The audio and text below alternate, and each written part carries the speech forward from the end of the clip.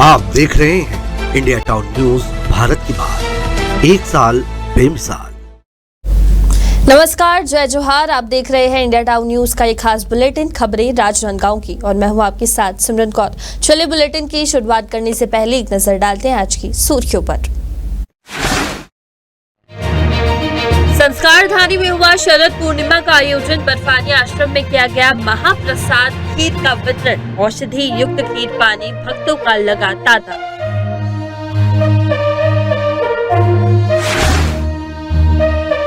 बड़ी संख्या में ग्रामीण पहुंचे तहसील कार्यालय। कोटवार को बर्खास्त करने की ग्रामीणों ने की मांग। कोटवार पर लगाया दुर्व्यवहार का आरोप। नवा बिहान साइबर जागरूकता अभियान का आयोजन। कमला कॉलेज में किया गया विशेष कार्यक्रम। लोगों को साइबर फ्रॉड से बचाव की दी जानकारी। बेमेतरा जिले में हुआ अंतर्राष्ट्रीय कवि सम्मेलन का आयोजन। शरद पूर्णिमा के अवसर पर बांटी गई अमृत की खीर। कार्यक्रम में बड़ी तादाद में मौजूद रहे जिलेवासी। खिलाड़ी मैदान की दुर्दशा को लेकर खिलाड़ी पहुंचे कलेक्ट्रेट। ज्ञापन सौंप कर की मैदान की दुर्दशा की शिकायत।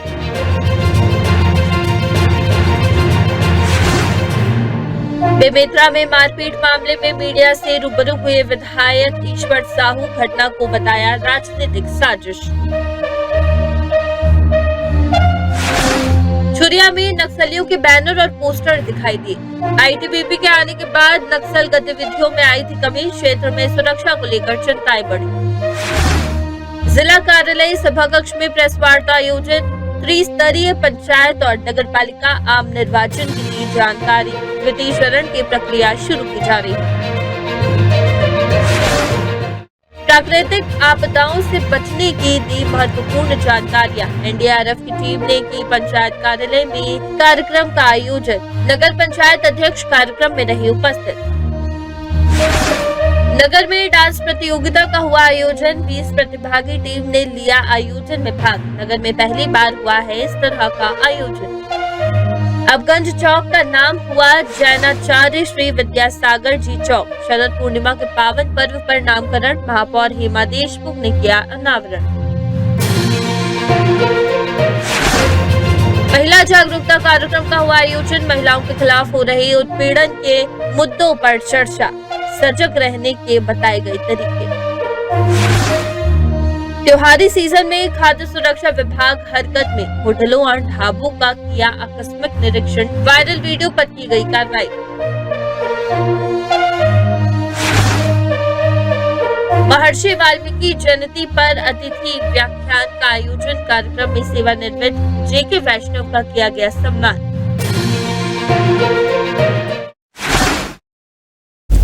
अब खबरें विस्तार से। शरद पूर्णिमा के अवसर पर बर्फानी आश्रम में दवा युक्त खीर वितरण का आयोजन हुआ, जहां भक्तों ने इस खास प्रसाद के लिए 2 दिन पहले से ही आश्रम में डेरा डालना शुरू कर दिया था। ये खीर विशेष रूप से दमा, सांस की बीमारियों और अन्य स्वास्थ्य समस्याओं के लिए अत्यंत फायदेमंद मानी जाती है। मां पाताल भैरवी के विधि विधान से पूजा अर्चना के बाद सुबह 4 बजे से दवा युक्त खीर का वितरण शुरू हुआ, जहां श्रद्धालुओं का कहना है कि इस दवा को प्राप्त करने के लिए लोग दूर दूर से यहां आते हैं। आश्रम के समिति के सदस्यों ने बताया कि ये परंपरा कई वर्षों से चली आ रही है और हर साल हजारों श्रद्धालु इस आयोजन में भाग लेते हैं। इस आयोजन के माध्यम से लोगों की स्वास्थ्य संबंधी समस्याओं का समाधान भी होता है और श्रद्धा का एक अनोखा अनुभव भी मिलता है। से आए हैं माता रानी के दर्शन के लिए। कोई हमें बताया था यहाँ प्रसाद मिलता है, प्रसाद के रूप से वो हमें काम कर जाता है, यानी कुछ भी तकलीफ होगा, दर्द होगा हमारे शरीर में, माता रानी सब झेल लेती है। और यहाँ सुनने को मिला माता रानी का बहुत दर्शन दूर दूर से करने आते हैं, तो हम लोग वहीं से आए हैं, दुर्ग जिला से। मैं रायपुर से आई भैया, मेरे को पता चला कि यहाँ पिलाते हैं दवाई, तो मैं उसको सुन के आई थी। मेरे को बहुत दमे की बीमारी है, सैका, तो मैं चल भी नहीं पा रही थी। अभी अगले साल तो फिर नहीं पिलाए थे, पर साल पिलाए थे, तो मैं आई थी, फिर अभी आई हूँ, तो पहले से बहुत आराम है। मैं यहाँ से तीसरा साल है, धमतरी में रहता हूँ, वहीं से आते हैं धमतरी से। दवाई मिला तब मिला। हाँ, बहुत फायदा है, पहली बार से ही फायदा था। हाँ, बहुत फायदा, पूरा परिवार। जैसे कि हमारे अध्यक्ष ने आपको अवगत कराया है कि सन 2094 से ये प्रक्रिया चलती आ रही है। मैं पैदाइश से लेके आज तक इनका एक भागीदार मेरा इसमें एक समर्पण रहा है। पर विगत 5-6 वर्षों से कंटिन्यू मैं सुबह से लेके शाम तक, चाहे बैगा ग्रुप का कार्यक्रम हो, चाहे कुछ भी अपन इसमें सम्मिलित होते हैं, सेवा देते हैं। और गत वर्ष भी आपको मैंने अवगत कराया था इन चीज़ों से। देख रहे हैं कोविड के बाद से मेजॉरिटी काफ़ी कम हुई है। उसके बाद भी आज आप देखेंगे नागपुर से लेकर राजिम कवर्धा तक के लोग यहाँ फिर से आ रहे हैं। लोगों में क्योंकि श्रद्धा आप तोड़ नहीं सकते, चाहे कोविड है चाहे कोई महामारी है। ये श्वास दमा के लिए दवा है। शरद पूर्णिमा को दिया जाता है और इसलिए शरद पूर्णिमा के दिन ही उपयुक्त है, क्योंकि चंद्रमा पृथ्वी के सबसे नजदीक आज के दिन रहता है और उसकी जो किरणें हैं वो अमृत तुल्य रहे, उसकी किरणों का फायदा। और रात भर हमको जगाने का कारण ये है कि बॉडी जब हीट होती है तो दवाई बहुत जल्दी सर्कुलेट होती है। खैरागढ़ के ग्राम बफरा के ग्रामीण बड़ी संख्या में कोटवार की शिकायत लेकर तहसील कार्यालय पहुंचे, जहां ग्रामीणों ने नायब तहसीलदार को ज्ञापन सौंपते हुए कोटवार को बर्खास्त करने की मांग की है। बता दें कि ग्रामीणों ने कोटवार पर ग्रामीणों से दुर्व्यवहार और दादागिरी का आरोप लगाया था। वहीं ग्रामीणों ने बताया है कि कोटवार अपना काम नहीं करता और महिलाओं और ग्रामीणों से दुर्व्यवहार करता है। शिकायत करने पर हमारी शिकायत भी नहीं लिखी जाती, जिससे परेशान होकर हमने तहसीलदार के नाम नायब तहसीलदार मोहनलाल झारिया को ज्ञापन सौंपकर ग्राम कोटवार को जल्द ही बर्खास्त करने की मांग की है। ग्राम बफरा के सभी समस्त ग्रामवासी आए हैं कोटवार भवन के विरुद्ध शिकायत करने। उनका कहना है कि ग्राम कोटवार जो है सही ढंग से काम नहीं करता है, लोगों से अच्छे से बात नहीं करता, अच्छा व्यवहार ठीक नहीं है उनका, और सरकारी काम भी नहीं करता है, गाँव वालों की बात नहीं मानता है। इस हिसाब से लोग शिकायत आवेदन लेके आए हैं।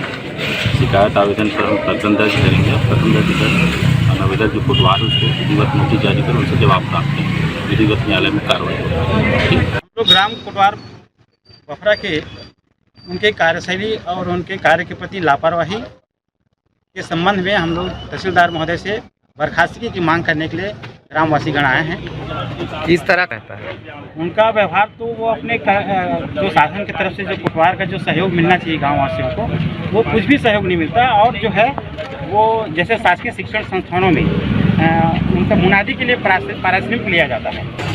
वो हमारे वार्ड में जब आता है ना तो क्या है, वो बीच में हो जाता है, हमारे लोगों ना आस पास उसके सामने डांस करता है। ऐसा ही होता है क्या है? इसके इशारे पे ऐसा होता है। अब वही कोटवार की पद पे दादागिरी। क्या चाहते हैं आप लोग? बर्खास्त चाहते हैं उसको। साइबर अपराधों से सुरक्षा और जागरूकता फैलाने के उद्देश्य में पुलिस प्रशासन द्वारा नवा बिहान साइबर जागरूकता अभियान के तहत महत्वपूर्ण मुहिम चलाई जा रही है। इसी कड़ी में शहर के कमला कॉलेज में विशेष कार्यक्रम का आयोजन किया गया, जहां इस अभियान के अंतर्गत लोगों को डायल 1930 का प्रचार करते हुए साइबर फ्रॉड से बचाव के उपायों की जानकारी दी गई है। में कलेक्टर, आईजी, एसपी सहित पुलिस की टीम ने भाग लेते हुए उपस्थित लोगों को साइबर अपराधों से बचने के उपायों के बारे में विस्तार से जानकारी दी है। साथ ही पुलिस टीम ने अभियान के दौरान उपस्थित लोगों को साइबर फ्रॉड से बचने के लिए भी महत्वपूर्ण सुझाव दिए हैं और जागरूकता बढ़ाने के लिए पैम्पलेट्स भी बांटे गए हैं।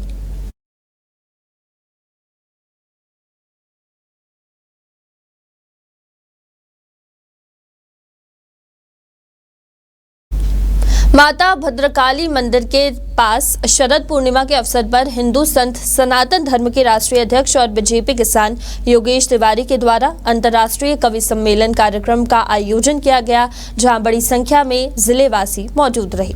कार्यक्रम में दुर्ग लोकसभा क्षेत्र के सांसद विजय बघेल के साथ बेमेतरा विधायक की उपस्थिति रही। वहीं कार्यक्रम में पद्मश्री कवि डॉक्टर सुरेंद्र दुबे के हास्य रस के कविताओं ने समा बांधा और वहीं अन्य कवियों ने शरद पूर्णिमा की रात श्रृंगार रस को लेकर कविता पढ़ी। भाजपा के साथ नेता ने सांसद और विधायक को शॉल और श्रीफल देकर अभिनंदन किया है।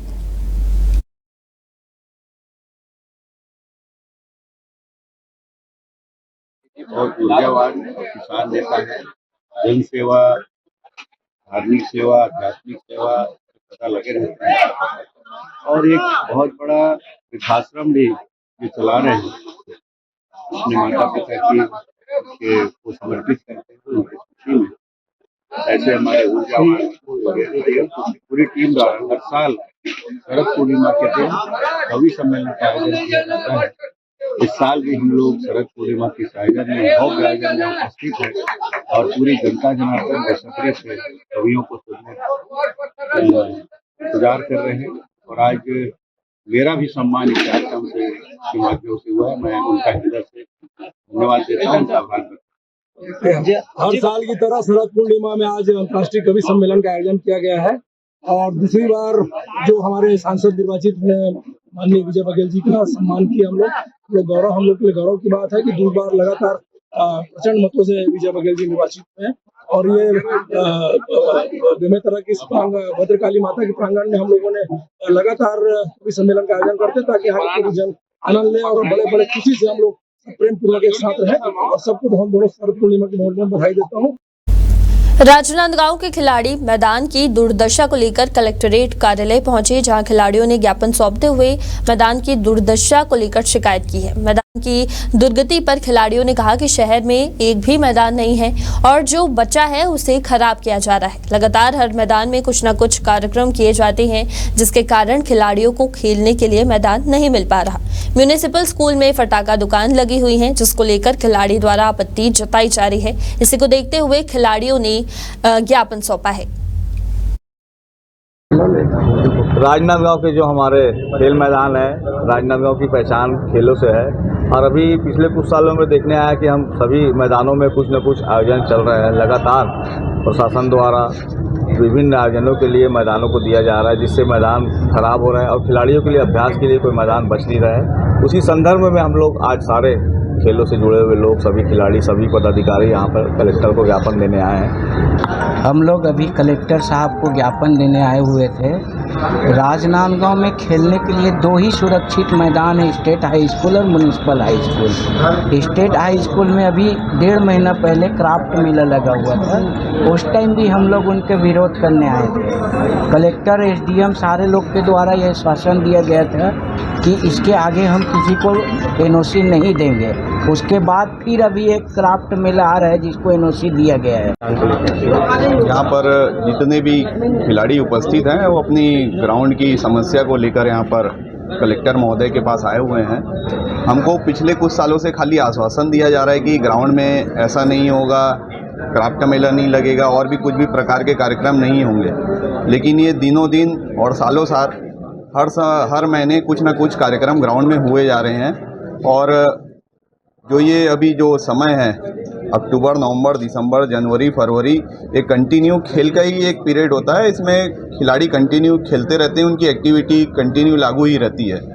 तो यहाँ पर जितने भी कार्यक्रम हो रहे हैं उसके कारण खिलाड़ी हमेशा साजा पुलिस थाने में बीते दिनों विधायक के बेटे कृष्णा साहू के खिलाफ मारपीट की घटना में एट्रोसिटी के तहत अपराध दर्ज किए जाने को लेकर विधायक ने मीडिया से चर्चा करते हुए मामले को कांग्रेस की राजनीतिक साजिश बताई है। विधायक ने साजा पुलिस पर बिना जांच के अपराध दर्ज करने पर नाराजगी व्यक्त की है। वहीं पूरे मामले में कांग्रेस पर आरोप लगाते हुए विधायक मामले को कांग्रेस का रचा हुआ षड्यंत्र बता रहे हैं। विधायक ईश्वर साहू ने कहा है कि ये मेरे राजनीतिक करियर को बदनाम करने की साजिश है। कांग्रेस के लोग अपनी हार को पचा नहीं पा रहे हैं। उनको मालूम था गांव में दशहरा है तो विधायक आएंगे या विधायक के परिवार आएंगा, तो उनके साथ कैसे उलझना है, कैसे उनको बदनाम करना है। एक सीधे साधे भोले भाले गौर समाज के लोगों को पहला फुसला कर पिला कर मेरे लड़के के साथ झगड़ा करने लगा है और ये लोग उसकी तहत मेरे लड़कों को बदनाम करने के लिए पूरे गौर समाज के भाई लोगों को उकसाए। जितने भी कांग्रेस के नेता है ना हमारे क्षेत्र में, संतोष वर्मा बोल, यहाँ साजा की मनोज जायसवाल है, अंजोर सिंह है, पूर्व विधायक है। इनको मालूम है कि मैं साहू समाज के एक छोटा सा परिवार के लड़के विधायक बन गया हूँ। लोकप्रियता इतना है तो इसके कम कैसे करना है। लगातार मैं जनता के बीच में जाके सेवा करता हूँ, जनता की लोकप्रियता में बढ़ते जाते हैं। उनको खतरा है आगे चल के भविष्य के लिए उनको खतरे, तो इनको बदनाम कैसे किए जाए, इनको गिराया कैसे जाए। जगह है बिरनपुर से लगा हुआ, वहाँ 13 तारीख को सांस्कृतिक कार्यक्रम था। दशहरा कार्यक्रम के बाद वहाँ पे दो पक्षों के बीच में लड़ाई झगड़ा मारपीट की घटना हुई थी और दोनों पक्ष थाने में रिपोर्ट दर्ज कराए हैं और दोनों के रिपोर्ट पे FIR दर्ज कर लिया गया है और विवेचना की जा रही है। विवेचना में प्राप्त तथ्यों के आधार पर आगे दोनों प्रकरणों में कार्यवाही की जाए। छुरिया के वनांचल ग्राम आटरा में नक्सली पर्चे चिपकाने की सूचना मिलने के बाद पुलिस ने तुरंत कार्रवाई की है। स्थानीय पुलिस को सूचना मिली कि क्षेत्र में लंबे अंतराल के बाद नक्सलियों के बैनर और पोस्टर दिखाई दिए हैं, जिससे क्षेत्र में सुरक्षा को लेकर चिंताएं बढ़ गई है। वहीं ITBP के आने के बाद से इस क्षेत्र में नक्सल गतिविधियों में कमी आई थी, लेकिन हालिया घटना ने स्थानीय प्रशासन की चिंता को और बढ़ा दिया है। पुलिस ने बताया कि ये मामला गंभीर है क्योंकि छुरिया और आसपास के क्षेत्रों में पहले कभी नक्सली गतिविधियां सुनाई नहीं देती थी। पुलिस ने मौके पर पहुंचकर स्थिति का जायजा लिया और क्षेत्र में सुरक्षा बढ़ाने के निर्देश दिए हैं। वहीं स्थानीय निवासियों को भी सतर्क रहने की सलाह दी गई है।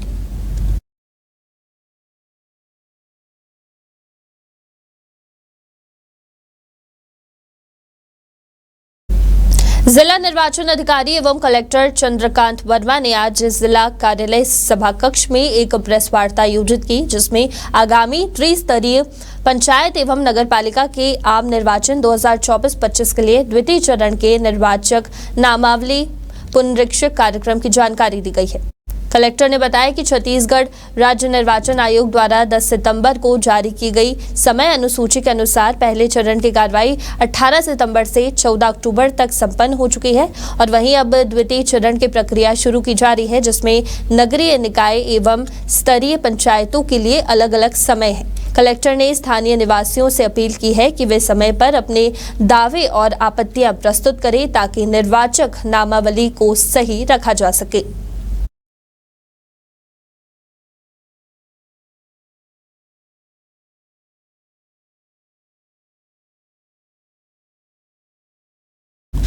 जिले के नगर पंचायत में NDRF टीम के द्वारा नगर पंचायत कार्यालय के सभाघर में कार्यक्रम का आयोजन किया गया, जहां नागरिक सतर्कता एवं सुरक्षा की दृष्टि से महत्वपूर्ण जानकारियां दी गई है। वहीं ADM के नेतृत्व में NDRF की टीम के उप निरीक्षक और सदस्यों के द्वारा जान माल की रक्षा, सावधानी, आपदा प्रबंधन जैसे कई विषयों के संबंध में आवश्यक जानकारियां दी गई है। कार्यक्रम के दौरान मुख्य रूप से नगर पंचायत अध्यक्ष पार्थिका संजय महोबिया, वहीं मुख्य नगर पालिका अधिकारी सहित नगर पंचायत के कर्मचारी और जनप्रतिनिधि बड़ी संख्या में मौजूद रहे। हमारी पूरी NDRF टीम के 4-5 लोगों का जो दस्ते के साथ में यहाँ 15 दिवसीय फैमिलाइजेशन एक्सरसाइज जो चल रहा है, ADM जो प्रेम प्रकाश पटेल जो सर हैं उनकी अगुवाई में देखभाल में जो चल रहा है। आज का जो ये हमारा प्रोग्राम था, ये नगर पंचायत छुई खदान में था।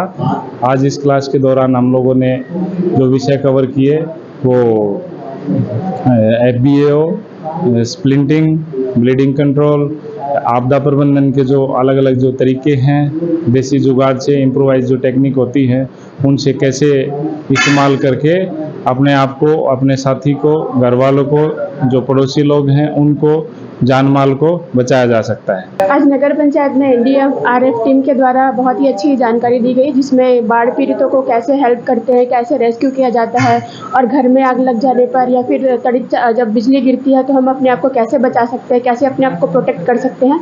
काफ़ी अच्छी जानकारी थी, काफ़ी अच्छा लगा, बहुत कुछ सीखने को मिला यहाँ पे।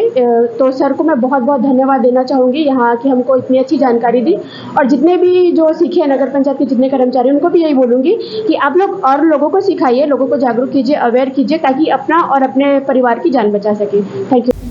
शरद पूर्णिमा के अवसर पर बाल समाज नवदुर्गा उत्सव समिति के तत्वाधान में नृत्य प्रतियोगिता का आयोजन किया गया, जिसमें 20 प्रतिभागी टीम ने भाग लिया है। नगर सहित क्षेत्रवासियों ने डांस प्रतियोगिता में प्रेरणा और मनोरंजन का भरपूर आनंद लिया। वहीं नृत्य प्रतियोगिता में महिलाओं पर हो रहे अनाचार का चित्रण प्रतिभागियों ने प्रस्तुत किया।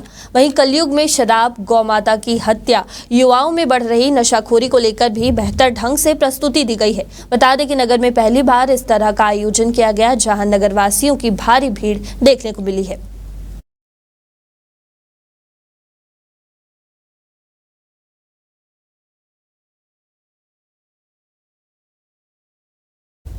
राजनांदगांव शहर के पुराने गंज चौक का नाम अब जैनाचार्य श्री विद्यासागर जी चौक के रूप में जाना जाएगा।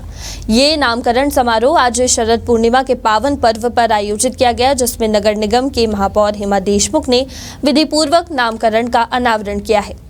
समारोह में 108 श्री आगमन सागर, पुनीत सागर और धैर्य सागर महाराज की गर्मियाम उपस्थिति में ये महत्वपूर्ण कदम उठाया गया है। वहीं जैन समाज के लंबे समय से की जा रही मांग को मानते हुए नगर पालिका निगम के सामान्य सभा में सर्वसम्मति से पुराने गंज चौक का नामकरण किया गया है। महापौर हेमा देशमुख ने कहा कि ये मेरे कार्यकाल का सौभाग्य है कि राष्ट्रीय संत आचार्य श्री विद्यासागर जी महाराज का नामकरण हो रहा है। इस अवसर पर जैन समाज के अध्यक्ष मनोज बैद ने नगर निगम प्रशासन और महापौर के प्रति आभार व्यक्त किया है। बहुत ही हर्ष और गौरव का विषय है कि आज इस गंज चौक का नाम एक ऐसे राष्ट्रीय संत समाधि सम्राट आचार्य भगवान विद्यासागर महाराज जी के नाम से होने जा रहा है। एक ऐसे संत जिन्होंने मानव समाज के लिए, हर वर्ग के लिए अपने जीवन का क्षण क्षण निछावर किया। आज एक ऐसे संत के नाम से इस चौक का लोकार्पण हो रहा है। भाग्य की बात है कि ये सौभाग्य मुझको मिला आचार्य विद्यासागर जी के नाम पे चौक का नाम रखने के लिए। जब ये हमारे पास प्रस्ताव आया तो सहर्ष सबने स्वीकारा और सबने सहृदय इस नाम के लिए अपना सर्वसम्मति से प्रस्ताव को पारित किया। मैं सभी हमारे साथियों का धन्यवाद देना चाहती हूँ और साथ ही जैन समाज को मैं साधुवाद कहना चाहती हूँ कि आपने मुझे चुना कि इस चौक का नाम हमारे परम पूजनीय आचार्य भगवान विद्यासागर जी के नाम से रखा जा रहा है। ये बहुत ही हर्ष की बात है और यह बहुत दिनों के प्रयास के बाद यह संभव हुआ। शासकीय शिवनाथ महाविद्यालय में आज महिला जागरूकता कार्यक्रम का आयोजन किया गया। इस सेमिनार का मुख्य उद्देश्य महिलाओं के खिलाफ हो रहे उत्पीड़न के मुद्दों पर जागरूकता फैलाना और उन्हें सजग रहने के तरीके के बारे में जानकारी देना था। सेमिनार में कॉलेज की छात्राएं, छात्र एवं शिक्षिकाएं बड़ी संख्या में उपस्थित रही। कार्यक्रम में विभिन्न वक्ताओं ने महिलाओं के अधिकारों और उनकी सुरक्षा पर चर्चा की है। उन्होंने बताया कि महिलाएं कैसे अपने अधिकारों के प्रति सजग रह सकती हैं और उत्पीड़न की स्थिति में क्या कदम उठाने चाहिए। महाविद्यालय की प्राचार्य ने कहा कि जागरूकता ही एकमात्र उपाय है। उन्होंने सभी उपस्थित लोगों से अपील की है कि वे इस जानकारी को अपने समाज में फैलाएं। वहीं सेमिनार का समापन एक प्रश्न उत्तर सत्र के साथ हुआ, जिसमें छात्राओं ने अपने विचार और सवाल साझा किए हैं। आज हमारे बीच शांति कुंज हरिद्वार से श्री पवन राजौरिया जी आए। वो यहाँ किसी शोध कार्य के चलते आए। आज महाविद्यालय में बच्चों के बीच उपस्थित हुए हैं। बच्चों को जो मॉरल वैल्यूज हैं उनके बारे में बताना चाहते हैं, किस तरह से उनका चरित्र निर्माण हो। नशे की समस्या बहुत आज युवा पीढ़ी के बीच में है, तो वो नशे से कैसे दूर रहे, इसके बारे में भी काफ़ी जानकारी दे रहे हैं। आज के कार्यक्रम में मैंने यह सोचा कि जो मैंने देखते आया हूँ कि IAS IPS के एग्ज़ाम में जो व्यक्ति पहुँचता है, इंटरव्यू तक कोई पहुँच जाता है, उसको सारा ज्ञान होता है, सभी जगह वो फर्स्ट रैंक आता है, लेकिन जैसे ही इंटरव्यू में उसका स्किल डेवलपमेंट और व्यक्तित्व विकास नहीं रहता, तो वो वहाँ पर जवाब देने में अक्षम होके फिर से वो फेल होकर वापस पुनः उसी प्रक्रिया से गुजरता है। तो मैंने सोचा कि ऐसे व्यक्ति को यहाँ लाया जाए जो उनका व्यक्तित्व विकास कर सके, ताकि बच्चे अपना प्रेजेंटेशन, अपनी जो ज्ञान है उसका प्रस्तुतिकरण बहुत अच्छे से कर सके। खाद्य सुरक्षा विभाग ने जिला मुख्यालय मोहला के होटलों और दुकानों का आकस्मिक निरीक्षण कर जांच के लिए सभी जगहों से सैंपल लिए हैं। बता दें कि जिला मुख्यालय मोहला में स्थित यादव स्वीट्स में डोसा बनाने वाले तवे को कुत्ते के चाटने का वायरल वीडियो और दूसरी ओर राजस्थानी भोजनालय में बासी खाना परोसने का मामला सामने आया था, जिसके बाद खाद्य विभाग द्वारा दीपावली त्योहार को ध्यान में रखकर सभी होटल, ढाबे, मिष्ठान सेंटर में दबिश देकर सैंपल लिए जा रहे हैं। मोहला में शिकायत एवं त्योहारी सीजन के चलते सैंपल जांच हेतु नमूना लिया गया है। इसमें यादव स्ट्रीट्स एवं दिल्ली नीड्स बस स्टैंड चौक से एवं राजस्थानी भोजनालय से सैंपल लिया गया है। यादव स्ट्रीट से मिल्क केक, मिनी पेड़ा, पनीर, आलू मसाला का सैंपल लिया गया है एवं राजस्थानी भोजनालय से जो भी प्रिपेयर्ड दाल भात सब्जी है उनके सैंपल लिए जा रहे हैं। उसी के मद्देनजर ये जांच चल रही है, उसी के तहत नमूना लिया गया है। रानी रश्मिदेवी सिंह शासकीय महाविद्यालय खैरागढ़ एमए हिंदी विभाग में महर्षि वाल्मीकि जयंती पर अतिथि व्याख्यान आयोजित किया गया, जहां मां सरस्वती के चित्र पर माल्यार्पण कर अतिथियों को सम्मानित किया गया है। मुख्य वक्ता ने भारतीय काव्य शास्त्र पर रस सिद्धांत को सरलता से प्रस्तुत करते हुए विभिन्न उदाहरणों से विस्तार पूर्वक जानकारी दी। वहीं अतिथि व्याख्यान में उपस्थित अतिथियों ने अक्टूबर 2024 में सेवानिवृत्त होने वाले हिंदी विभाग की ओर से वरिष्ठ ग्रंथपाल JK वैष्णव को बैच लगाकर गुलदस्ता देकर उनको सम्मानित किया है।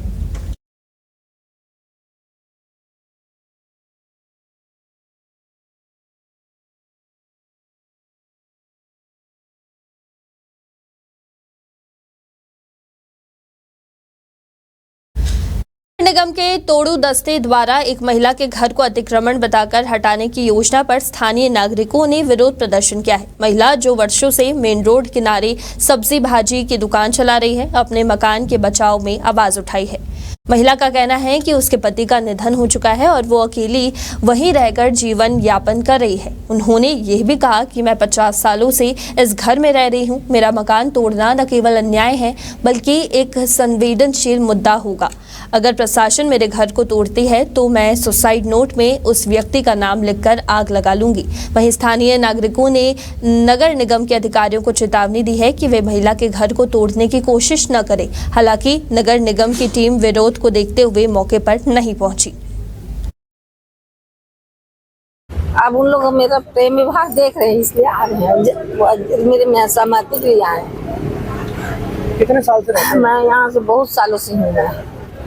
तो मैं 15-16 साल की थी तब से हूँ यहाँ। मेरी उम्र 15-16 साल रही होगी जब मैं 11वीं पढ़ रही थी। क्या व्यवसाय करते हैं? मैं अभी सब्जी का व्यवसाय कर रही हूँ, बचपन से कर रही हूँ सब्जी का व्यवसाय। निगम ने कोई नोटिस दी है तोड़ने के लिए? निगम ने नोटिस तो अभी नहीं दी है। अचानक ऐसे पता चला मेरे को दूसरे के जरिए, तो फिर मैं पार्षद और सबको बुलाई हूँ, भाई देखो मेरी मदद करो। अगर ये मकान टूटता तो आपका अगला? मैं तो कहीं नहीं जा सकती ना, मैं बहुत अपाहिज भी हूँ। मैं वजह कुछ नहीं है, बार बार इस गरीब महिला को परेशान किया जा रहा है अतिक्रमण करने के लिए। तो शहर में बहुत सारी जगह है, लेकिन मैं देख रहा हूँ लगातार कई बार नगर निगम की टीम बार बार नहीं पता किसके दबाव में, क्या पता इसके कहने पे यहाँ बार बार इस गरीब महिला जो 50, 55, 60 साल से यहाँ पर रह रही है, छोटा सा व्यापार सब्जी का व्यापार करती है यहाँ पर, और अकेली महिला यहाँ पर रहती है और उस व्यापार के माध्यम से अपना जीवन यापन कर रही है। अनुसूचित जाति वर्ग से बिलोंग करती है और मुझे कहीं ना कहीं ऐसा लगता है कि अनुसूचित जाति वर्ग को लेके, है ना, ये कमिश्नर, आयुक्त और कलेक्टर बार बार इस महिला को जो अनुसूचित जाति वर्ग से आती है करके इसको दबावपूर्ण, ताकतपूर्ण तरीके से इसको हटाना चाहती है। और इसी के साथ हमारे इस खास बुलेटिन में फिलहाल इतना ही। देखते रहिए इंडिया टाउन न्यूज। नमस्कार। आप देख रहे हैं इंडिया टाउन न्यूज, भारत की बात, एक साल बेमिसाल।